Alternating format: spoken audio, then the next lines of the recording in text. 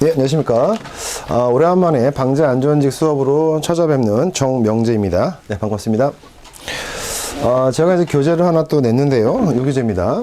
2024년도 대비해서, 제목이 막판 정리, 안전관리론 법령이라고 되어 있는데요.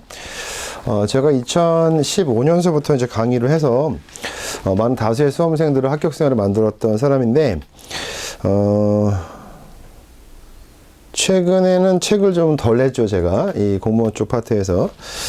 그 이유가, 이게 소수직렬 같은 경우는 이게 고생 대비, 이게 수험생이 많지도 않고, 또 교재를 쓰는 작업도 이게 만만치가 않습니다. 그래서 뭐 대중적인 어떤 시험 과목이 아니기 때문에, 좀 고생스럽게 좀 책을 썼었다, 이런 생각을 좀 했고, 있었는데, 그래서 잠깐 좀 멈췄다가 좀 최근에 좀 책을 다시 냈죠. 책을 낸 이유는 개정법이 워낙 많았어요. 그래서 우리가 이 책에 목차 한번 볼까요? 목차 보니까 목차가 막판 1서부터 막판 36까지가 있어요. 그 말은 무슨 말이야? 다양한 안전 파트의 어떤 법령이 있다는 얘기죠. 이런 것들은 이제 기출문제에서 물어보기 때문에 문제가 예전에는 참 쉬웠는데 쉬운 이유가 뭐야? 그러니까 범위가 좁았어요. 근데 지금 범위가 되게 넓어져가지고 책을 한번 내야겠다 이런 생각을 해가지고 뭐 얼마나 팔릴까, 얼마나 또 많은 책을 또 수험생이 볼까 이런 생각은 접어두고 일단 제가 애초에 이 과목을 이제 손댔기 때문에 지금 한번 책을 내야 되겠다 이런 생각을 해가지고 책을 냈습니다. 제 교재의 특징은요, 거기 밑에 보시면 이제 아시겠지만 해설에 관련 법을 다 실어놨고, 그다음 중요한 부분에 밑줄, 그 다음에 암기법을 다 땄습니다. 그래서 수업을 잘 따라오시면 고득점을 할 수 있을 거라 생각이 됩니다. 그래서 같이 한번 보죠. 막판 1이 뭐야? 산업안전보건 법령인데요. 이 산업안전보건 법령을 전반적으로 다 공부해가지고 시험을 보시면 좋겠지만, 보통 이제 수험생이 바쁘죠. 바쁘다 보니까 전공 과목에 대해서 아주 전체적으로 다 이렇게 음미하는 거 힘들고, 제가 개괄적으로 설명을 해드리겠지만, 중요한 부분을 또 암기를 하셔야 됩니다. 같이 한번 보겠습니다. 1번. 산업법상 사업주가 사업장의 안전 및 보건에 관해서 누구를 보좌한대요? 사업주를 보좌한대요. 사업주. 사업주가 무슨 말이야? 사업의 대표, 사장님이죠. 사업주를 보좌하고 관리 감독자에게 지도 조언하는 업무를 하기 위해서 두어야 하는 사람이 누구냐 했어요. 등장하는 게 누구야? 관리 감독자죠. 관리 감독자. 요 문제가 되게 중요한 문제고 어려운 문제였는데요. 사업주가 있고 관리 감독자가 있어. 또한 누가 있냐면, 우리가 이제 산업안전보건법에 보시면 안전, 보건, 관리, 책임자가 있어요. 관리 책임자. 중요한 말인데, 안전보건의 책임자가 산업법 15조에 있거든요. 15조. 그 다음에 관리감독자가 산업법 16조가 있어요. 그 다음에 그 밑에 보시면 17, 18조문이 있어요. 잘 모르겠지만 따라오십시오. 17이 누구냐면 안전관리자입니다. 산업법 17조가 안전관리자. 그다음 산업법 18조가 보건관리자입니다. 그 다음에 19조가 있어요. 19조. 산업법 19조가 있는데 이게 누구냐면 안전보건 관리 담당자라고 있어요. 다시 한번 안전보건 관리 담당자. 거기 보시면 지문에 있죠. 거기 보시면은 4번 지문에 있네요. 그죠? 안전보건 관리 담당자. 담당자라 쓸게요. 담당자. 그러면 조문이 15, 16, 17, 18, 19 이렇게 되어 있는데 산업법이 이 조문에서 안전관리자, 보건관리자. 자, 읽어볼게요. 안전보건자가 써있죠. 이 사람은요, 누구 밑에 있냐면, 안전보건관리 책임자 밑에 있는 거야. 관리감독자는 무슨 말이냐? 안전보건자가 없어요. 이 사람은 누구냐면, 그 조문을 보시면 생산의 우두머리야. 생산의 우두머리. 그러니까 생산 현장에서 우두머리 역할을 하는 게 누구야? 관리감독자죠. 그래서 요 사람에 대해서 지도 조언하는 사람은 안전보건관리자가 아니고 누구다? 담당자입니다. 19조 담당자. 그래서 요 문제가 빨리 푸신 분들은 좀 어려웠을 텐데, 지금 안전보건에 관해서 사업주를 보좌한다. 이런 말 나오죠? 이런 말 나오고, 그 다음에 관리감독자 나오는데, 관리감독자가 뭐야? 생산의 우두머리인데, 이 사람한테 지도 조언하는 업무를 하는 사람이 누구냐? 안전보건관리 담당자라는 사람이 있습니다. 그 19조 한번 보죠. 19조, 산업법 조문입니다. 담당자라고 써있죠. 안전보건관리 담당자 1항. 사업주는 사업장의 안전 및 보건에 관해서 사업주를 보좌하고, 관리 감독자에게 지도 조언하는 업무를 수행하는 사람을 둬야 한다. 이렇게 돼 있죠. 그래서 이 문제가 쉽지는 않았어요. 왜냐하면 통상적으로 안전보건관리 책임자 밑에 누가 있냐? 그럼 누가 있어요? 안전관리자, 보험관리자가 있는 거야. 근데 이 관리감독자에게 지도 조언하는 사람을 물었어요. 그래서 좀 어려운 문제 같다 이렇게 보시면 되고요. 또 출제가 될 수 있습니다. 그 다음 2번 문제 한번 보죠. 산업법상의 건설공사 중에서 건설공사 중이래요. 유해위험 방지 계획서 제출 대상했습니다. 이 문제도 전통적으로 나왔던 문제인데요. 유해위험 방지 계획서 무슨 말일까? 유해위험을 방지하기 위한 계획서다라고 보시면 되는데 이게 이제 산업법 42조 그 다음에 시행령 42조에 나와 있는 그 조문을 가지고 낸 겁니다. 같이 한번 보죠. 해설에 나와 있는데 지울게요. 이쪽 파트가 암기의 바다이기 때문에 잘 따라오셔야 됩니다. 그 2번 문제 보시면 유해위험 방지 계획서 제출 대상이라고 되어 있는데 그 밑에 영 42조 볼게요. 1항이라고 되어 있죠. 동그라미 1이 1항입니다. 읽을 때 1항이고 1항 밑에 보시면 1호부터 쭉 있어요. 1호부터 어디까지 있냐? 13호까지가 있어요. 근데 거기는 무슨 말이 써 있냐면 전기 계약 용량이 이것도 좀 잘 나와요. 전기 무슨 용량? 계약 용량이 300kW 이상인 어떤 사업이야, 사업. 그래서 1항은 이제 사업이다. 근데 어떤 사업이야? 전기 계약 용량이 300kW 이상의 사업입니다. 몇 가지가 있어요? 13가지가 있는 거야. 그 다음에 이제 2항을 볼게요. 2항을 보니까 동그라미 2가 2항이죠. 2항인데 2항에 보니까 뭐라고 써 있냐면 거기 보면은 기계, 기구 및 설비죠. 뭐라고? 기계, 기구 및 설비. 그래서 뭐 기계나 뭐 기구나 설비에 대한 얘기가 나와요. 그래서 몇 호까지 있냐면 삭제를 빼버리면 어때요? 1호, 2호, 3호, 4호, 5호까지가 있죠? 그래서 1호부터 5호가 있어요. 그 다음에 3항을 또 볼게요. 3항을 보니까 요번에는 뭐가 있냐면 건설공사라고 끝나요. 건설공사. 요거는요, 요 문제 같은 경우는 기술고시 문제에서도 그냥 다 쓰는 게 나와요. 기술고시. 근데 우리가 이제 뭐 국어 7급에서는 객관식이기 때문에 그냥 종류만 정확히 이제 워딩을 하시면 되는데 원래 다 외우고 있으면 좋아요. 그래서 무슨 말이냐면 지금 우리가 요 배웠던 지금 방금 봤던 게 뭐냐면 42조인데 법 42조, 영 42조 똑같습니다. 조문이 42조에 뭐야? 유해위험 방지 계획서를 받습니다. 유해 방지 계획서에 보시면 어떻게 되어 있어요? 아까 전기 계약 용량이 300kW 이상의 사업이 있죠. 그 다음에 기계, 기구, 건설이 있고, 그 다음에 건설공사가 있어요. 기계, 기구, 설비가 있고, 그 다음에 이렇게 외워야 되는데, 그럼 항이 이제 구분되어 있죠? 구분되어 있어요. 유해 위험한 게 뭐 있다고? 사업과 기계, 기구, 설비에서 기계만 볼게요. 그 다음에 건설, 공사. 그래서 일단 구분하실 때 유해 위험한 사업, 기계, 건설, 공사입니다. 더 줄여볼게요. 유해 위험한 사기, 건설이죠? 다시 한번 유해 위험한 사기, 건설입니다. 근데 시험 문제가 이번에 이걸 물었지만 건설공사 이걸 물어볼 수도 있어요. 또 얘를 물어볼 수도 있기 때문에 이건 조문을 다 외우셔야 돼요. 그래서 유해 위험한 사업이 있고 유해 위험한 또 기계, 유해 위험한 건설공사에 있어서 방지하기 위한 계획서를 가지고 있어야 됩니다. 가지고 한번 보죠. 첫 번째 1항 1호부터 보죠. 사업입니다. 어떤 사업이야? 금속 가공 제품 제조업인데 기계 및 가구 제외. 밑줄 한번 쳐볼게요. 제외가 딱 한 번 나와요. 금속 가공 제품 제조업에서 기계 및 가구 제외한다. 됐죠? 그 다음에 2항입니다. 비금속 광물 제품 제조. 워딩을 정확히 읽어볼게요. 3호죠. 지금 여기 숫자가 1, 2, 호죠. 읽을 때 1호, 2호, 3호인데 3호부죠. 기타 기계 및 장비 제조업. 4호 자동차 및 트레일러 제조업.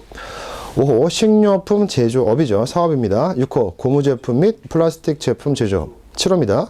목재 및 나무 제품 제조업. 8호 기타 제품 제조업. 9호 1차 금속 제조업입니다.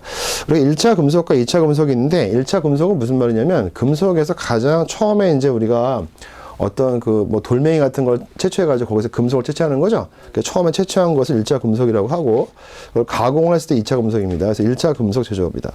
10호 가구 제조업이다. 11호 화학물질 및 화학제품 제조업. 12호가 반도체 제조업. 13호 밑줄 좀 쳐볼게요. 13호가 전기 부품이 아니죠. 뭐야? 전자 부품 제조입니다. 시험 잘 나와요. 전기 부품이 아니고 뭐야? 전자 부품이다. 여기 13가지를 암기를 하셔야 되는데 아주 중요한 거거든요. 유해위험 방지 계획서 제출 대상인 사업 13가지를 한번 물어볼 수가 있어요. 그러니까 어떻게 해오냐. 앞자를 한번 따볼게요. 거기 보시면 이제 제가 암기법 써놨는데, 거기 보시면 뭐라고 써 있어요? 고라고 써 있나? 고. 그 다음에 목이라고 되어 있네요. 아까 목이 언제 읽었었지? 거기 7호에 보시면 목재 및 나무 제품 제조업에서 목입니다. 고는 무슨 말일까? 고. 고무 제품 플라스틱. 거기에 6호가 고무 제품 및 플라스틱 제품 제조업이죠. 고무나 플라스틱. 그래서 고모야. 그 다음에 자가 뭐야? 자동차 및 트레일러 제조업. 그 다음에 식료품 제조업이죠. 근데 고모 자식이고, 그 다음에 이제 금비가 화가 있어요. 금이 뭐야, 아까? 금속 가공 제품 제조업이다. 비는 뭐야? 비금속 광물 제품 제조업이다. 가는 뭐야? 가구겠죠? 가구 제조업. 몇 호에 있어요? 10호에 있어요. 그 다음 화학이 뭐? 화학 물질 및 화학 제품 제조업이다. 그 다음에 1차 있어요. 1차. 아까 1차 금속이었죠? 1차. 그 다음에 반이 뭐? 반도체. 그 다음에 전자다. 이렇게 돼 있어요. 그 다음에 이제 기타가 두 번 나올 거예요. 기타 한번 찾아볼까요? 기타 3호에 보시면 기타 기계 및 장비 제조업이죠. 그 다음에 기타 기가 있고 기타 재가 있죠. 기타 제품 제조업이 있어요. 이렇게 13가지인데 암기 한번 해볼게요. 우리 다 고모님 계시죠. 고모님 친척분들 중에 이제 아버지 형제 고모인데 고모 자식 중에 이름이 금비가 있어요. 근데 금비가 되게 잘 될 줄 알았나 봐, 고모가. 근데 고모가 뭐라 그러냐면, 야, 내가 금비가 잘 될 줄 알았는데 금비가 아주 골칫덩어리야. 화가 됐어, 화. 그래서 고모 자식 이름이 뭐야? 금비가 복덩어리가 아니고 맨날 시험에서 잘 안 됐나 봐. 그래서 금비가 화가 됐어. 왜 그러냐? 얘가 1차 반전자야. 공부하라고 막 책 사주고 하려고 돈 줬더니까 뭐야? 맨날 기타만 사가지고 놀고 있어요. 그래서 기타 기재입니다. 그래서 고모 자식 금비가 화다. 근데 얘가 1차 반전자 역할을 했죠? 뭐 했다? 기타 기재다. 이렇게 암기하시면 됩니다. 그래서 고모 자식 금비가 화, 1차 반전자, 기타 기재. 중요한 게 아까 금이 뭐였어요? 금속 가공 제품 제조업에서 중요한 게 제외가 있었죠? 그 중에서 기계 및 가구는 제외한다. 시험에 여러 번 나왔습니다. 그 다음에 전기야. 전자 부품 제조업이다. 그래서 암기하실 때 반전자에서 전자입니다. 이렇게 암기하시고, 그 다음에 그 2항에 보시면 그 유해 방지 계획서 기계 기금 설비가 나와요. 이것도 최근에 개정된 법조문입니다. 한번 읽어보죠. 2항의 1호부터 보죠. 금속이나 그 밖의 광물의 용해로입니다. 용해로. 그 다음에 2호 화학 설비. 그 다음 3호에 보니까 뭐 말리는 거죠. 건조 설비다. 그 다음 4호가 가스 집합 용접 장치이다. 무슨 집합? 가스 집합입니다. 그 다음 5호에 보니까 근로자의 건강에 상당한 장애를 일으킬 우려가 있는 물질로서 고노블 시행 규칙이죠. 시행 규칙을 정하는 물질의 밀폐 환기 배기를 위한 설비다. 해서 밀폐 환기 배기다. 그래서 밀폐는 닫혀 있는 거죠. 환기 배기다. 이렇게 암기하시면 되는데, 그 다음에 6호가 삭제가 됐어요. 그럼 5가지가 있네요. 몇 가지? 5가지요. 그래서 암기를 하셔야 되는데, 유해 위험 방지 계획서 제출 대상인 기계, 기구, 설비 5가지를 물어볼 수가 있어요. 이거 어떻게 암기하느냐? 암기법 따죠? 뭐 용해로, 건조, 가스, 밀폐는 아까 밀폐 환기 100일 얘기하는 거죠. 그 다음에 화가 뭐야? 화학 설비다. 그래서 용해로 건조, 가스가 뭐야? 가스 집합 용접 장치다. 이렇게 암기하시고, 밀폐 배기 환기 설비다. 그 다음에 화학 설비다. 그래서 여기는 전부 다 설비자가 들어가죠. 그렇게 됐고, 그 다음에 이제 사망을 보죠. 사망을 보니까 이제 건설공사야. 건설공사. 얘기가 이제 제일 또 좀 어렵죠. 요거는 이제 기술고시에서도 나왔다고 할 정도로 아주 중요하게 다루고 있는 건데, 유해 방지 계획서 제출 대상인 건설공사다. 건설공사. 거기 보니까 1호에 보죠. 1호에 보니까 뭐라고 되어 있냐면 다음 강목에 있어요. 그럼 강목이라는 게 가라고 되어 있고 나라고 되어 있는 거 이렇게 되어 있죠. 이걸 이제 목이라고 읽어요.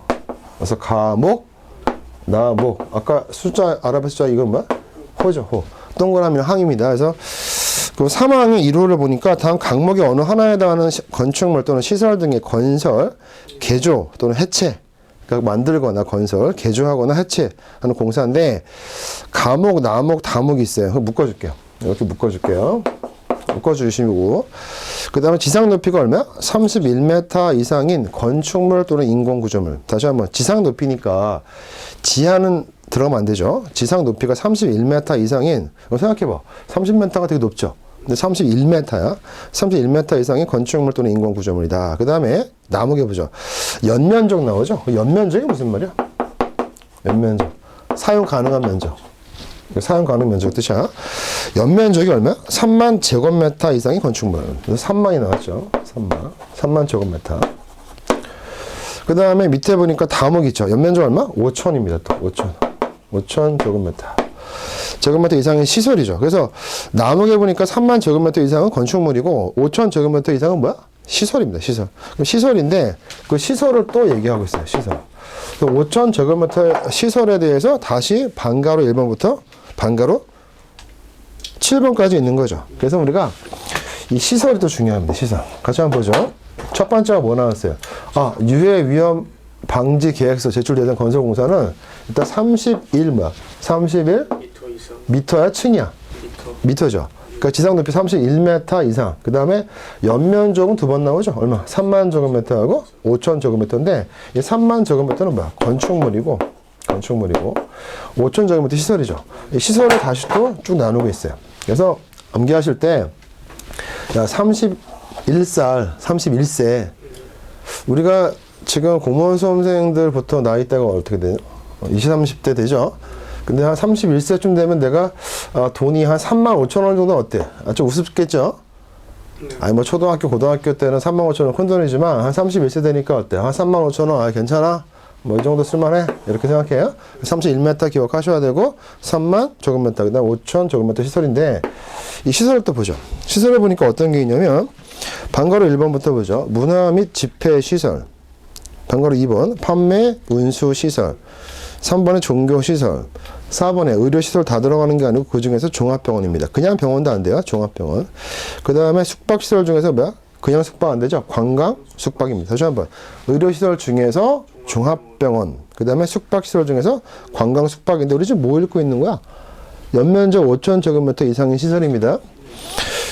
그 다음에 6호에 보니까 방가로 6번 지하도 상가죠. 지하도 상가. 그 다음에 방가로 7번에 냉동, 냉장, 창고 시설이죠. 그래서 냉동, 냉장, 창고 시설인데 이걸 또 암기하셔야 돼요. 그럼 볼게요.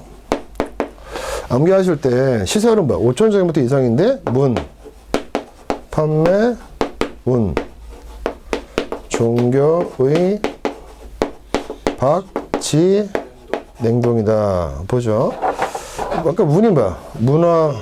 문화면 집회, 그 다음에 판매 및 운수, 그 다음에 종교시설, 그 다음에 의료시설 중에서 종합병원, 숙박, 박은 숙박이죠? 숙박시설 중에서 관광 숙박이래요. 그다음에 지하도 상가, 그 다음에 냉동, 냉장, 창고시설이죠? 그래서 암기하실 때 문, 판매, 운, 종교의, 박지, 냉동 이렇게 암기하시면 돼요. 해봐. 문, 판매, 운, 종교의, 박지, 냉동. 약간 문을 판매하고 싶은데 그것도 운이 있어야 돼요. 그래서 문, 판매, 운이 필요하다. 종교의, 박지, 냉동이다. 가로역에 보니까 또 중요한 말이 써있죠. 문화 및 집회시설 중에서 뭐야? 전시장 및 동식물원은 제외한다. 이런 제외가 시험에 잘 나와요. 그래서 문화 집회니까 모이는 거잖아. 모이는 것 중에서 전시장, 동식물원 제외한다. 그 무슨 말이야? 제외는. 유해위험 방지 계획서 제출 대상에서 빠진다. 그런 말이 되겠죠. 그 다음에 운수시설 중에서 고속철도의 역사가 무슨 말이야? 역사. 역사라는 게 히스토리가 아니죠. 역 건물입니다. 역사가 뭐 역 건물. 그래서 고속철도 역사 및 집 배송 시설은 또 제외한다. 이렇게 되겠죠. 그 다음에 이제 2호를 보겠습니다. 연면적 5천 제곱미터 이상인 냉동, 냉장, 창고, 시설 아까 봤는데 그거에 무슨 공사? 설비 단열 공사죠. 설비 단열 공사. 방금 저기 3호 보죠. 최대 지간 길인데 지간이 무슨 말이야? 기둥의 중심과 중심 사이의 거리거든요. 그래서 기둥이 있으면 이 기둥과 기둥 사이의 거리를 밖에서 뭐 할 수도 있고 안에서 할 수 있는데 중심 사이의 거리를 지간이라고 하는 거예요. 중심. 기둥의 중심과 중심 사이의 거리가 지간인데 그 최대 지간 길이가 몇 메타? 50m 이상이래요. 그러니까 최대 지간. 그러니까 기둥이 뭐 작게도 돼 있고 이렇게 넓게도 돼 있을 거 아니야. 그래서 최대 지간 길이를 따지는데 그게 50m 이상인 다리 건설 공사에서는 유해 위험 방지 계획서 제출해야 됩니다. 그래서 최대 지간 길이 50m 이상 이렇게 암기하시고 그다음에 터널 아시죠? 터널의 건설 공사는 어떤 숫자가 없어요. 그 터널은 무조건 유해 위험 방지 계획서 제출 대상이다. 그다음에 5회 보니까 댐이 나와요. 어떤 댐이 있어요? 다목적 댐, 발전용 댐이 있고, 그 다음 암기하셔야 될 게 있어요. 저수용량이 얼마? 2천만 톤이야. 우리가 2만 톤은 되게 작죠. 저수한다는 게 이제 물을 가두어 두는 건데, 저수용량 크죠. 보통 뭐 강 이런 거 생각하시면 되니까. 그래서 저수용량 2천만 톤 이상의 용수 전용 댐 및 지방 상수도 전용 댐의 건설공사에는 유해위험 방지 계획서 제출 대상이다. 그 다음에 이제 파는 게 뭐야? 굴착이죠. 근데 얼마까지 판대? 깊이 10m 이상인 굴착공사. 이럴 때는 유해위험 방지 계획서 제출 대상이다. 이렇게 암기하시면 돼요. 그래서 이거 암기를 하셔야 되는데, 제가 보통 강의를 할 때, 제가 이제 자격증 쪽에도 강의하시는 거 다 아실 텐데, 이쪽을 되게 오랫동안 강의를 해요, 제가. 근데 이 공무원 시험은요, 그렇게 깊이 있게 물어보지는 않아요. 객관식이기 때문에. 근데 이제 암기할 정도로 숙지를 하고 있어야 됩니다. 한번 해볼게요. 아까 뭐 나왔어요? 우리 건설공사에서. 건설공사. 31m가 나왔고, 35,000이 나왔죠? 근데 5,000원짜리는 또 뭐가 있어요? 5,000 제곱미터. 시설이 있죠? 시설에 뭐가 있다? 문 판매원 종교의 박지 냉동이 있었어요. 그렇게 외우시고, 그 다음에 또 이제 뭘 기억하시냐면, 최대 지간. 기둥과 기둥 사이, 중심 사이 거리죠? 최대 지간 길이가 얼마? 50m 이상이다. 그 다음에 굴착할 때, 깊이 얼마? 깊이 10m. 그 다음에 댐에서는 얼마야? 댐. 2천만 톤. 총 저수용량이죠. 총 저수용량. 저수용량이 2만 톤이 아니죠? 2천만 톤. 2천만 톤. 요렇게, 요런 걸 좀 기억하셔야 됩니다. 그 다음에 이 시설에는 뭐가 빠진다? 제외가? 아까, 문화 집회 중에서 모이는 거잖아요. 근데 뭐야? 전시장 및 동식물원은 제외한다. 그것도 기억하셔야 되고, 그 다음에 그 운수에서 뭐야? 그것도 역사나 집배송 시설은 제외한다. 이렇게 좀 기억하시고, 그 다음에, 그 정도 기억하시면 돼요. 한번 볼까요? 2번 문제. 문제 한번 읽어볼게요. 건설공사 중에서 유해 방지 계획서 제출 대상을 물었죠? 터널은 무조건 들어간다 그랬죠? 정답이 1번이고요. 2번은 왜 틀린 거야? 31m 이상이니까 무슨 말이야? 30m 빠지겠죠? 31m 이상이니까 31m 붙어죠? 그 다음에, 거기 종교 시설 되겠죠? 시설. 아까 우리가 문 판매원 종교의 박지 냉동 에었을 때, 그럼 뭐 5,000제곱미터 이상의 시설이죠? 3,000제곱미터니까 안 된다. 그 다음 굴착은 몇 미터 이상이야? 10m 이상이니까 10m부터 시작하는 거죠? 그러니까 9m는 빠지는 거죠. 정답은 1번입니다. 이 문제 출제했을 때, 이 출제자가 이거 너 암기하고 있지? 이렇게 물어보는 거거든요? 근데 시험에서 유해의 방지 계획서는 건설공사만 나오는 게 아니에요. 아까처럼 뭐야? 사업 나올 수도 있고, 그 다음에 기계, 기구, 설비가 나올 수 있기 때문에 이거는 언제 나와도 이상하지 않아요. 상당히 산업부에서 중요한 거기 때문에 암기를 하시기 바랍니다.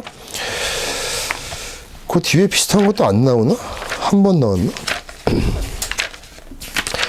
이 산업법이 양이 적지가 않기 때문에 하나 이렇게 나와 있으면 그 법에 관련된 건 좀 암기를 하셔야 됩니다. 뒤에는 그렇게 어렵지 않으니까 좀 볼게요. 3번부터 보겠습니다. 10페이지입니다.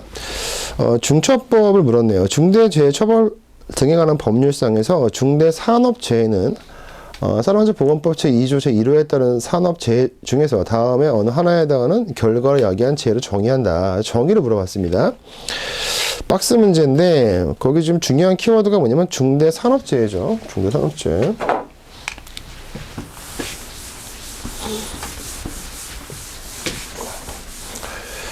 산업안전보건법이 이 안전관리로 해서 상당히 중요한 비중을 차지하고 있는 법이다라고 보시면 됩니다.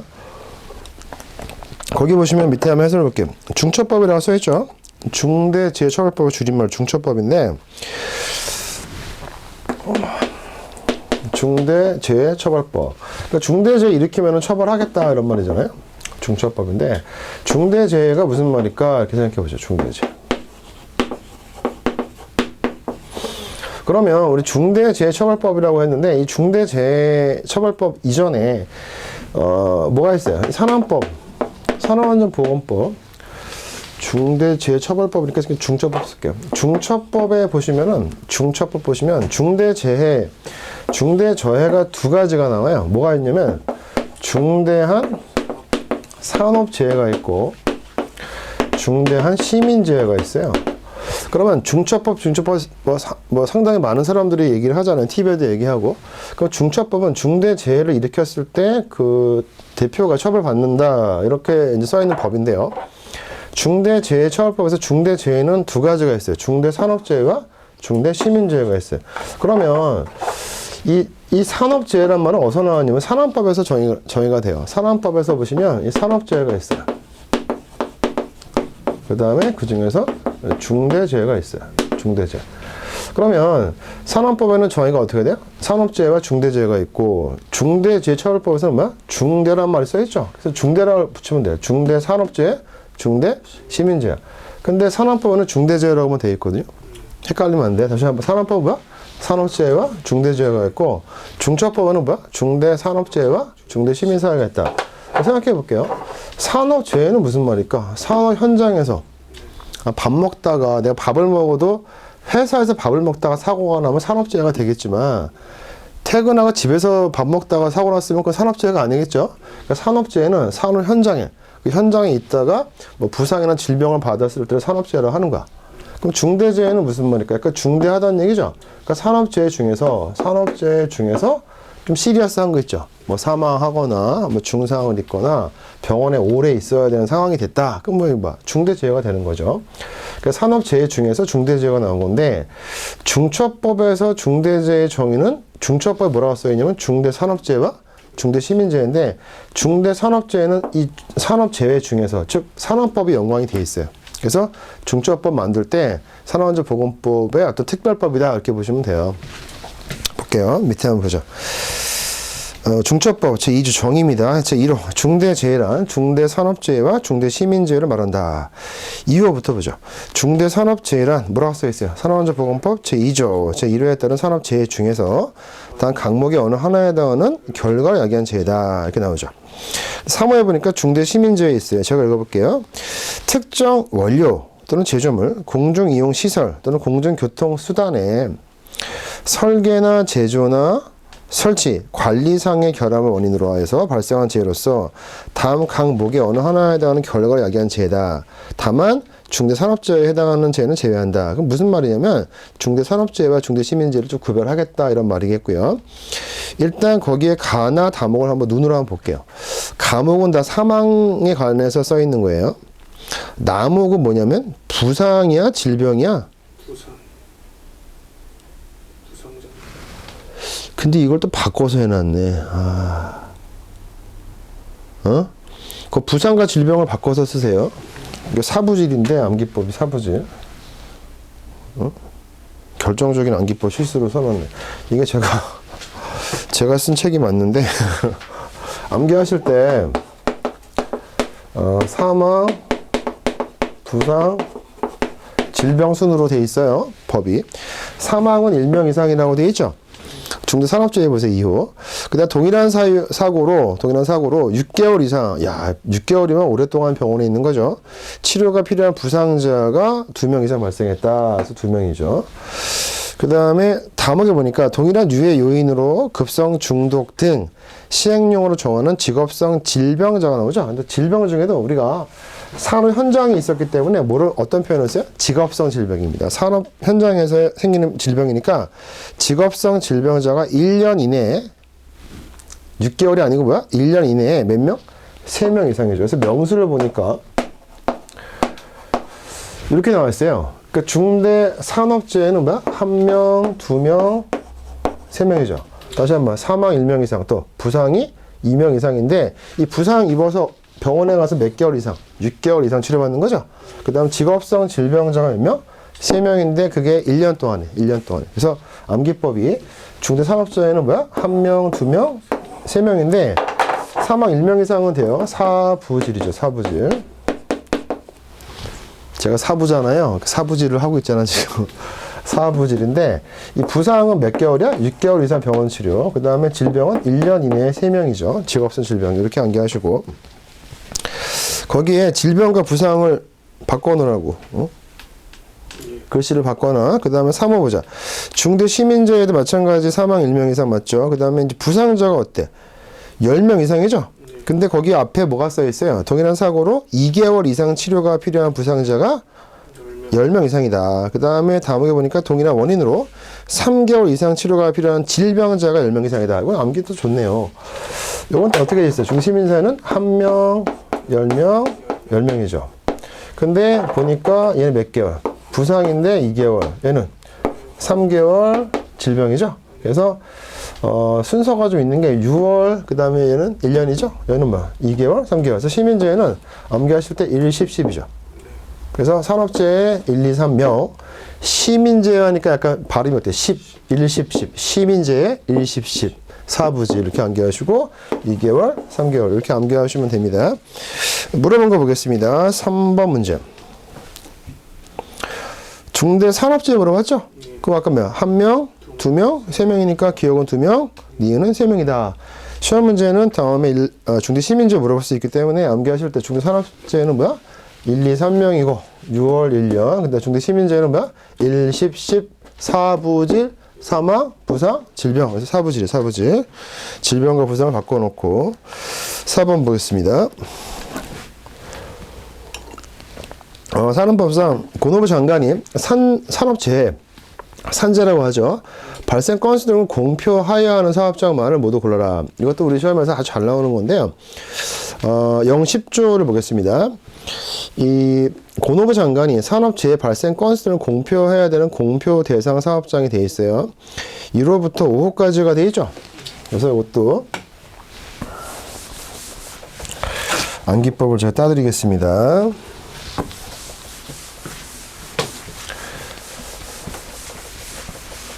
예전에는 제가 법령집 이런 거만 만들어서 책을 썼었는데 너무 두꺼워. 왜냐하면 지금 양이 많아가지고. 그래서 이 문제 보여드리고 바로 이제 거기 관련된 법을 공부하는 게 빠르겠다 생각이 됩니다. 그래서 이 교재 하나만 가지고도 제가 볼 때 충분히 거의 웬만하면 다 걸릴 거예요, 시험에서. 그래서 반복해서 공부하면 될 것 같은데 0, 10조입니다. 0, 10조에 보면 산재 발생 건수 등의 공표, 누가 공표하는 거야? 고노부 장관이 하는 겁니다. 공표 대상 사업장이다. 너네 사업장에서 산재가 몇 건 발생했어. 너는 순위가 몇 등이야. 전체에서 뭐 1등이 좋은 게 아니죠. 산재 발생 건수인데. 그래서 이제 그런 거에 대한 공표 대상 사업장인데 1호부터 한번 보겠습니다. 1호 뭐라 돼 있어요? 산업재해로 인한 사망자죠. 그러니까 산업재해로 인한 사망자, 다른 말로 사망재해자인데 연간 2명 이상 발생했대요. 이것도 연간 1명이 아니니까 뭐 연간 2명 이상이니까 최소 2명이면 발표하겠죠. 2호 사망 만인율 돼 있는데 만인율이 무슨 말이야? 만명당, 만인이니까 거기 만인자가 무슨 말이야? 사람 인자죠? 만명당입니다. 만명당 사망 재해자수의 비율인데 그 사망 만인율이 규모별 같은 업종이 돼서 같은 사이즈의 규모별 그 업종도 같은 애들인데 그런 평균 사망 만인율 이상이다. 그럼 뭐 사망 만인율이 평균 이상이죠. 평균 이상. 그러니까 평균 이상이다니까 평균보다 좀 높다는 뜻이겠죠. 그래서 평균 이상이다. 평균 이상이다. 그 다음에 3호 보자.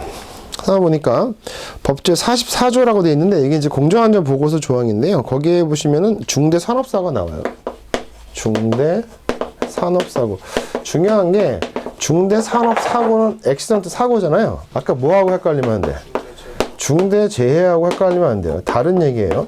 중대 재해가 아니고 뭐야? 중대 산업사고라고 있어요. 그래서 중대 산업사고의 얘기가 나왔기 때문에 중대 산업사고입니다.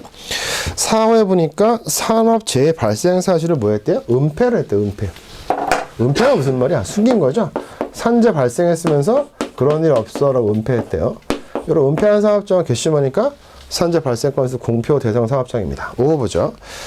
산재 발생에 관한 보고를 해야 되는데 그 보고를 최근 몇 년 이내? 3년 이내 몇 회 이상? 3년 이내 2회 이상 보고하지 않았다. 이랬을 때는 이제 공표된 사업장이야. 그래서 이거 암기하셔야 되는데 사망이 1명 이상이야? 2명 이상이야? 2명 이상이죠. 사망 2명. 그 다음에 사망 만인율이 평균 이상이죠. 그 다음에 중대 재해가 아니고 뭐야? 중대 산업사고 발생한 거죠. 그러니까 암기하실 때 우리가 어떤 것을 이제 공표한다는 느낌이 어때? 공표. 보통 이제 중학교 때 중학교 때 애들이 막 여자친구, 남자친구 사귀다가 야, 나 이제 공부해야 되겠으니까 이제 그만 만나자. 이렇게 공표하지 않아요?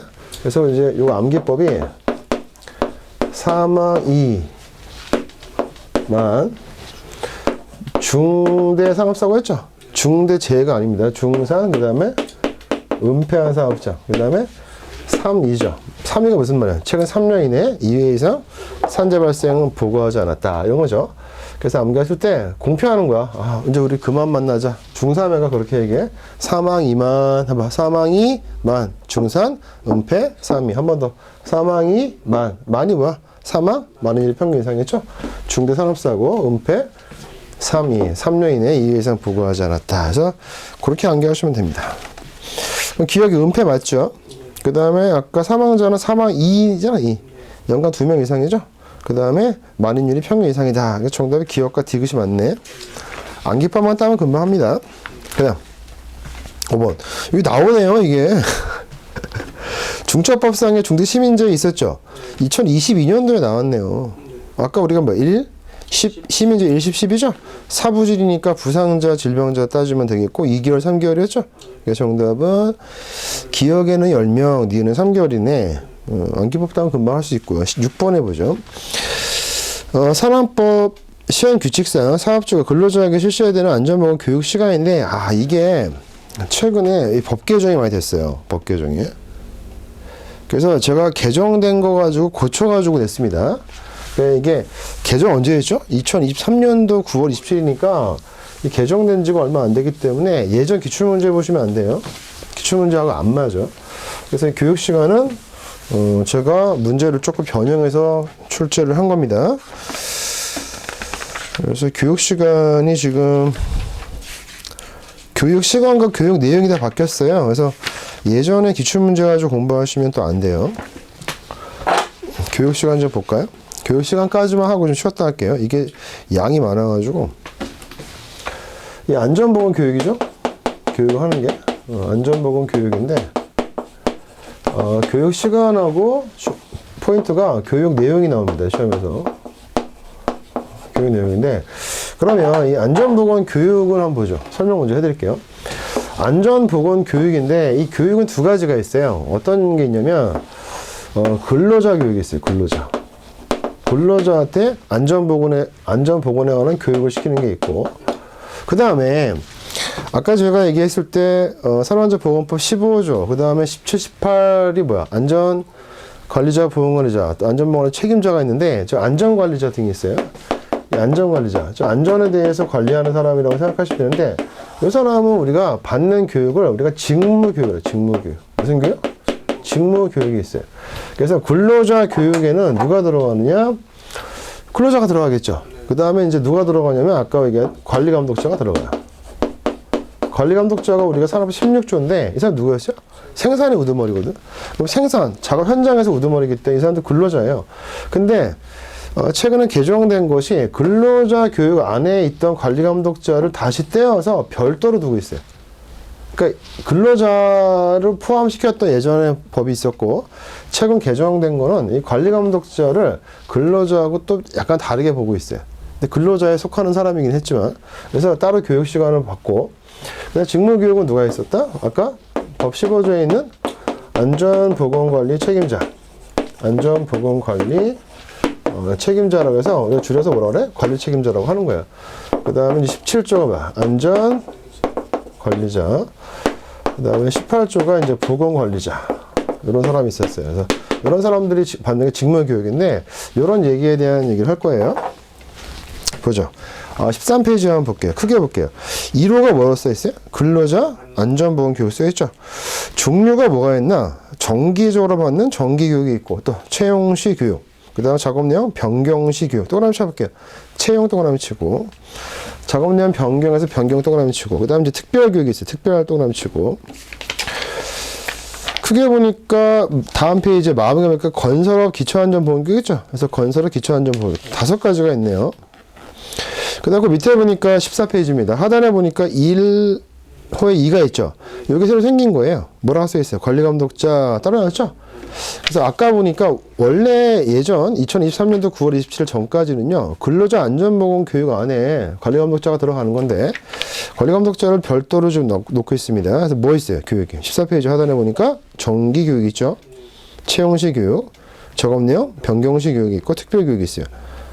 거기 뭐가 빠졌어요? 건설업, 기초안전보건교육은 없어요.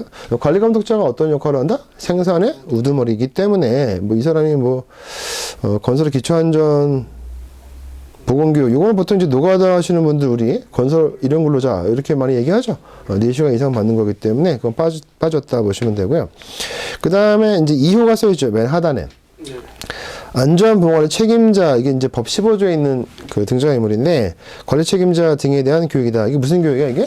이게 직무교육이야, 직무교육. 거기 써있지 않지만, 그건 직무교육이죠. 그 직무교육이니까, 이 사람들은 균일하게 이제 어떤 교육 받아요? 신규교육과 보수교육이 있어요. 시험 잘 나와요. 그래서 직무교육은 어떤 게 있다? 처음 이제 신규 채용됐을 때 신규교육이고, 그 다음에 이제 보충교육이 있습니다. 그 다음에 3호에 보니까 뭐야? 특수형태 근로 종사자. 밑줄 한번 쳐볼게요. 특수형태 근로 종사자 아는 거 하나만 대볼까요? 특수형태 근로 종사자 어떤 분 알고 계세요? 보통 골프장 캐디도 있고 또 학습지 방문교사 있죠? 뭐 빨간 펜 이런 거 들어본 적 있죠? 그래서 특수형태 근로 종사자 하면 골프장 캐디, 그다음에 최근에 오토바이 배달하는 거 있죠? 라이더 이런 분 전부 다 특수형태 근로 종사자인데, 이런 사람들은 교육은 어떤 게 있어요? 최초 노무 제공시 교육과 특별 교육이 있어요. 특별 교육. 그 다음에 이제 4호가 있죠. 4호. 검사원이라는 게 이제 나오는데, 여기 이제 자율안전 확인이라는 산업법에 있는 검사원들이 있는데, 그 검사원 성능 검사 교육이 있어요. 그래서 검사원이 되려면요, 교육 시간이 성능 검사 교육을 받는 게 얼마? 28시간 이상이 써 있죠. 그래서 검사원 성능 검사 교육은 이렇게 돼 있다. 크게 보니까 이 산업안전보건법의 교육은 어떻게 구분됐다? 근로자, 그 다음에 우리가 근로자 안전보건 교육 이렇게 돼 있으면 좋은데, 아까 어떻게 돼 있어요? 근로자 교육과 또 관리감독자 교육, 그 다음에 안전관리자 등이 받는 뭐야? 직무교육. 그 직무교육은 다시 또 뭐 했다? 신규 교육과 보수 교육이 있다 이렇게 보시면 돼요. 크게 보면 근로자, 관리감독자, 그 다음에 직무교육이 있고, 잔잔하게 있는 게 뭐야? 특수형태 근로 종사자 교육도 있고, 검사원 성능검사 교육이 돼 있다. 이 표가 시험에서 엄청 많이 나와요. 엄청 많이 나와요. 그래서 이 표에 대해서 다음 시간에 좀 정리를 해드릴 거고, 여기가 아주 그냥 뒤에 또 맞게 해놨네, 또 사부지. 약간의 오타가 있으니까 그거 좀 정리 좀 해드릴게요. 고생하셨고, 다음 시간에 또 이어서 할 건데, 이 산안법은 처음에 잘 공부해 두시면 상당히 도움이 되는 전략 과목으로 삼을 수 있는 거기 때문에 잘 따라오시기 바랍니다. 네, 고생했습니다.